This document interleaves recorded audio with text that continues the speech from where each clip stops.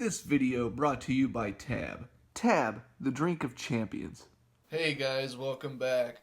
This video goes out to you, Dirk.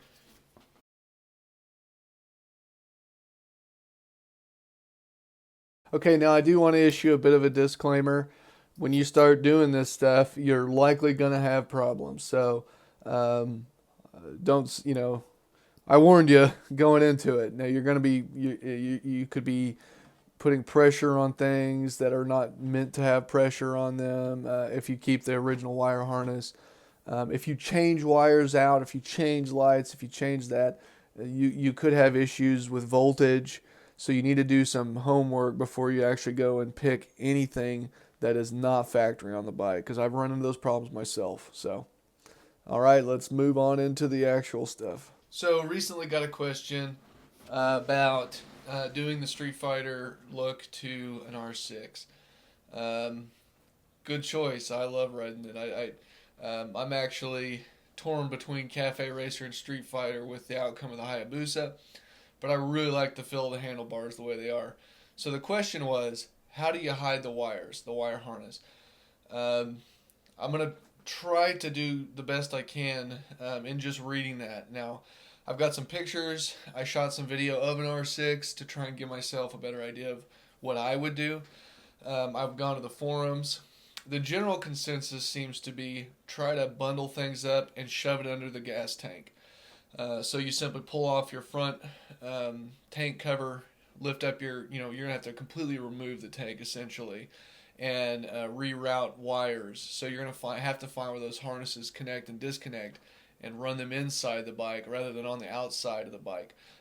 In these pictures here, I'm showing an R6 where wires are on both sides of the bike. So I don't know the year of your R6, but what I would do is on the inside of that frame or under the gas tank. Now when you do that, it's going to be really almost crushed. There's just not much room to get things in. And I've never worked with an R6, but I can tell you nothing seems to fit anywhere. Another thing is, where's your fuse box located? I'm not really sure on that bike. You don't want that getting too much pressure on it, and you do need access to it in case a fuse goes out. If you change your headlights, you probably will have some issues. I'm having issues with turn signals on mine due to probably resistance, something like that. With that said, I would run them under the gas tank. Now, this also depends on are you going to keep your original speedometer? Are you going to keep your original headlight? If you're going to keep those things, you're going to need the connectors that come with them. So that's what you have to figure out is what actual wires do you need. Another option you could do is simply finding your headlight wire, splicing into that with some similar gauge wire, and actually just run the headlight wires up. That way you have way less.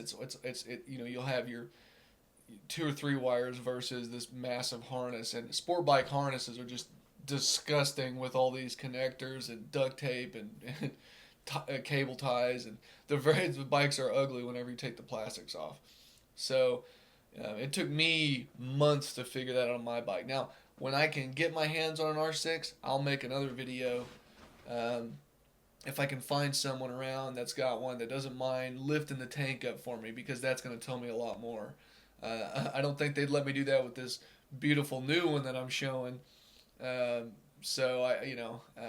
fact, I don't know if they even like that I'm just filming for my channel, but oh well. So hopefully this helps. Like I said, I'll be back with another one once I can get a buddy of mine that's got an R6. Once I can get some permission to turn a wrench on their bike. So, all right.